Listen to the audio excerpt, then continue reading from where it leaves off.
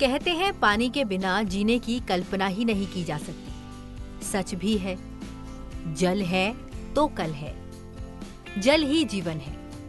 ये कुछ नारे हैं, लेकिन जल कैसे हमारे जीवन से दूर हो रहा है, इससे हम और आप अच्छी तरह से वाकिफ हैं। भारत में अभी मौसम करवट ले रहा है। गर्मी ने दस्तक दी है, लेकिन इससे पहले ही कई शहरों में पानी की कमी साफ तौर पर देखी जा रही है। भारत का आईटी हब कहा जाने वाला बेंगलुरु के जल संकट को ही ले लीजिए। शहर इन दिनों हर रोज 20 करोड़ लीटर पानी की कमी झेल रहा है। बेंगलुरु के अलावा देश में दिल्ली, मुंबई, हैदराबाद, भोपाल, कोलकाता, जयपुर, इंदौर जैसे अनेक शहर आज जल संकट की गंभीर समस्या से जूझ रहे हैं। तेलंगाना उच्च न्यायालय ने चेतावनी दी है कि अगर हैदराबाद ने जल्द ही जल संरक्षण के लिए उचित कदम नहीं उठाए तो पानी के मामले में उसका भी हाल सिलिकॉन वैली बेंगलुरु जैसा ही हो जाएगा। चेन्नई में वह समय अब भी सबको याद होगा जब नल सूख गए थे और पानी की कमी के चलते स्कूलों को भी बंद करना पड़ा था। जल स्रोतों की सुरक्षा के लिए पुलिस तैनात करनी पड़ी थी। चलिए अभी बात बेंगलुरु की ही कर लेते हैं। बेतरतीब शहरीकरण, भूजल का निर्ममता से दोहन और पानी का गैर जरूरी इस्तेमाल, ये सब कुछ दीर्घकालिक प्रवृत्तियां रही जिसके कारण बेंगलुरु धीरे धीरे गर्मी के आगमन के साथ ही सूखने लगा है। पानी के मामले में बेंगलुरु किसी नदी के किनारे नहीं बसा है, पर नदी की कमी को ऐतिहासिक रूप से एक बड़े भूभाग में फैले छोटे बड़े एक दूसरे से लगभग 262 पोखर, तालाब और झीलें पूरी करती रही हैं। पानी की बढ़ती जरूरतों को पूरा करने के लिए भारत के तमाम आधुनिक और स्मार्ट शहरों की भांति बेंगलुरु को अधिकांश पानी 90 किलोमीटर दूर कावेरी नदी से मुहैया होता है। वहीं पानी की बाकी जरूरतें 14,000 बोरवेल और आसपास के शहरों के पानी के टैंकर पूरा करते हैं। अब पहले के दोनों ही स्रोत सूख रहे हैं। भूजल का स्तर बहुत नीचे जा चुका है। ये कहानी सिर्फ बेंगलुरु तक ही सीमित नहीं है, बल्कि देश के 15 राज्यों में भूजल स्तर में 10 मीटर से अधिक की गिरावट हो चुकी है। आंध्र प्रदेश के कृष्णा जिले में 15 मीटर भूजल स्तर गिर चुका है। आंध्र प्रदेश के ही कुरुनूल जिले में करीब 32 मीटर भूजल स्तर की गिरावट देखी गई है। छत्तीसगढ़ के बिलासपुर में करीब 14 मीटर की गिरावट हुई है, तो कोरिया में करीब 12.45 मीटर की गिरावट हो चुकी है। बात गुजरात की करें तो राज्य के कच्छ जिले में 12.43 मीटर की गिरावट हुई है।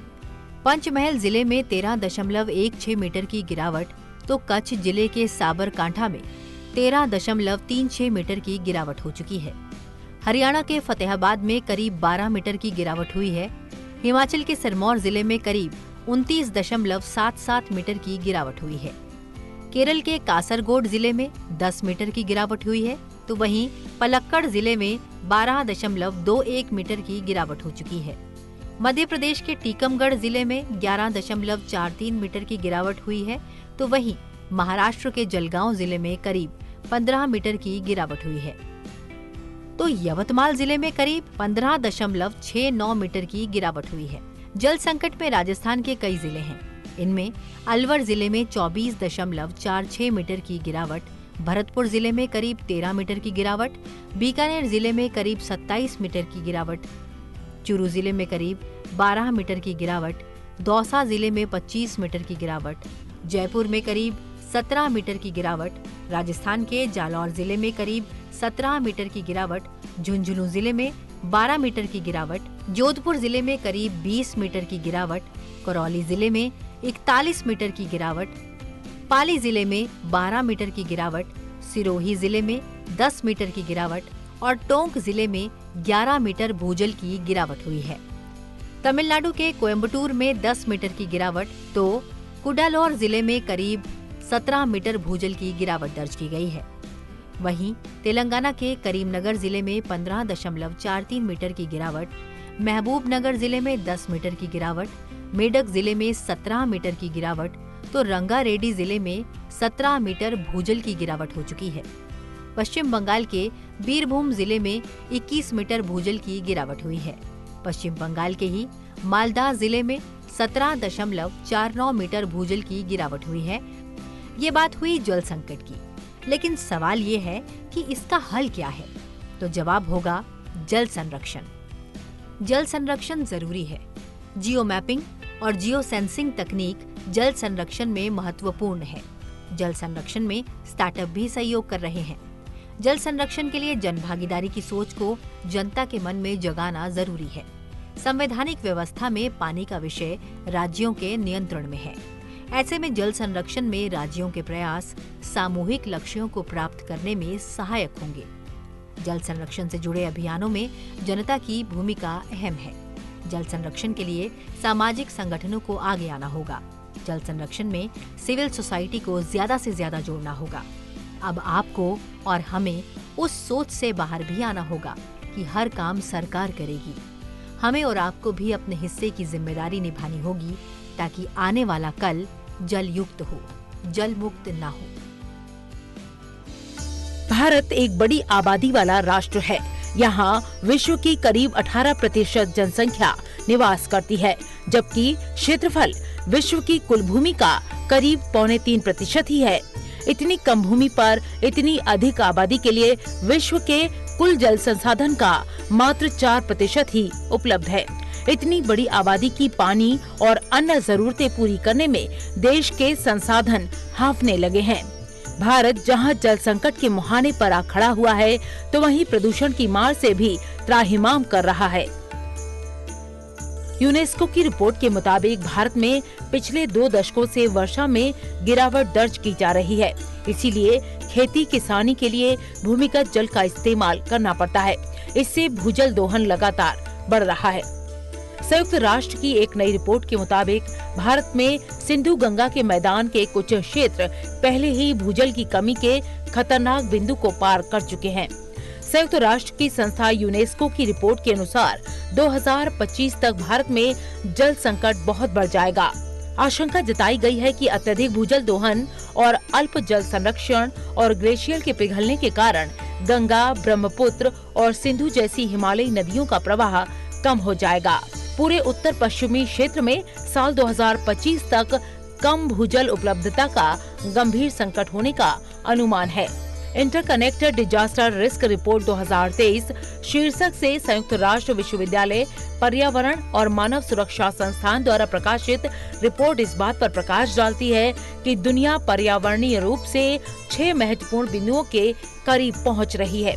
तेजी से विलुप्त होने, भूजल की कमी, पर्वतीय ग्लेशियर का पिघलना, अंतरिक्ष मलबा, असहनीय गर्मी और अनिश्चित भविष्य। भूमिगत जल स्रोत अपर्याप्त होने की स्थिति में अक्सर कृषि के लिए लगभग 70% भूजल निकासी का उपयोग किया जाता है। सूखे के कारण होने वाले कृषि नुकसान को कम करने में ये भूमिगत जल महत्वपूर्ण भूमिका निभाते हैं। जलवायु परिवर्तन के कारण ये चुनौती और भी बदतर होने की आशंका है। रिपोर्ट में कहा गया कि भारत दुनिया में भूजल का सबसे बड़ा उपयोग करता है, जो अमेरिका और चीन के संयुक्त उपयोग से ज्यादा है। भारत का उत्तर पश्चिमी क्षेत्र देश की बढ़ती 1.4 अरब आबादी के लिए रोटी की टोकरी के रूप में काम करता है, जिसमें पंजाब और हरियाणा राज्य देश में चावल उत्पादन का 50% और 85% गेहूं भंडार का उत्पादन करते हैं।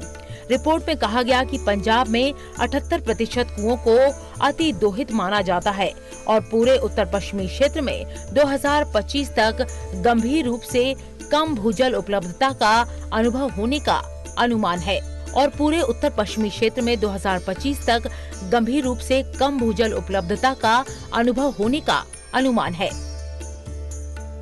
उत्तर प्रदेश, पंजाब, हरियाणा, राजस्थान, महाराष्ट्र, बिहार, गुजरात, छत्तीसगढ़, कर्नाटक, मध्य प्रदेश, तेलंगाना, ओडिशा और तमिलनाडु ड्राई जोन की श्रेणी में आते हैं। ड्राफ्ट अर्ली वार्निंग सिस्टम के मुताबिक देश का 41.82% हिस्सा सूखाग्रस्त है। यूनेस्को की रिपोर्ट के अनुसार भारत में पिछले 2 दशकों से वर्षा में गिरावट दर्ज की जा रही है। इसीलिए खेती किसानी के लिए भूमिगत जल का इस्तेमाल करना पड़ता है। इससे भूजल दोहन लगातार बढ़ रहा है। जितना भी बारिश का पानी जमीन के अंदर जाता है, उसका करीब 80% सिंचाई और पीने के लिए निकाल लिया जाता है। वर्ष 2021-22 में आई कैग रिपोर्ट के अनुसार पंजाब, हरियाणा, दिल्ली, राजस्थान और काफी हद तक उत्तर प्रदेश में 100% भूमिगत जल का दोहन हो रहा है। पंजाब, हरियाणा और उत्तर प्रदेश सहित कुल 13 राज्यों में पानी का भारी संकट पैदा होने की आशंका है। Centre for science and environment की एक रिपोर्ट के मुताबिक देश के करीब 25 शहर 2030 तक डे जीरो की कगार पर होंगे। डे जीरो का मतलब है कि पानी की आपूर्ति के लिए पूरी तरह अन्य साधनों पर आश्रित होना। ऐसे शहरों में कानपुर, गुरुग्राम, फरीदाबाद, दिल्ली, मेरठ, जयपुर, बेंगलुरु, कोयम्बटूर, कोच्चि, मदुरई, चेन्नई, सोलापुर, हैदराबाद, विजयवाड़ा, मुंबई, जमशेदपुर, धनबाद, अमरावती, विशाखापट्टनम, आसनसोल और आगरा जैसे शहर शामिल हैं। CWMI की रिपोर्ट के मुताबिक देश के 21 शहरों में लगभग 10 करोड़ लोग जल संकट की भीषण समस्या से जूझ रहे हैं। वर्ष 1994 में पानी की उपलब्धता प्रति व्यक्ति 6000 घन मीटर थी, जो कि 2025 तक घटकर 1600 घन मीटर रह जाने का अनुमान है। इसके बावजूद बढ़ती आबादी जल संकट को और गहरा करेगी। हालांकि नीति आयोग ने समग्र जल प्रबंधक सूचकांक का दूसरा संस्करण तैयार किया है, जिसमें उत्तर भारत के कुछ राज्यों में जल प्रबंधन में सुधार दिख रहा है। इसके बावजूद रिपोर्ट ये कहती है कि बीते 50 सालों में देश में जिस तरह से पानी की मांग बढ़ी है, उसके सापेक्ष जल प्रबंधन की प्रक्रिया में तेजी नहीं दिखाई दे रही। इसी वजह से आपूर्ति और मांग में लगातार अंतर बढ़ता जा रहा है। रिपोर्ट के अनुसार भारत में वर्षा जल का मात्र 15% उपयोग हो पाता है। बाकी का पानी बरसाती नदियों के रास्ते बहकर समुद्र में चला जाता है। यूनिसेफ की एक रिपोर्ट के अनुसार 50% से भी कम भारतीयों को स्वच्छ पेयजल मिल पाता है, क्योंकि यहाँ के भूमिगत जल में फ्लोराइड की मात्रा काफी ज्यादा है। सरकार के एक सर्वे में देश के 25 राज्यों के 209 विकास खंडों के भूमिगत जल में आर्सेनिक की मात्रा अधिक पाई गई है, जो कि हृदय और फेफड़े के रोगों को बढ़ावा देता है।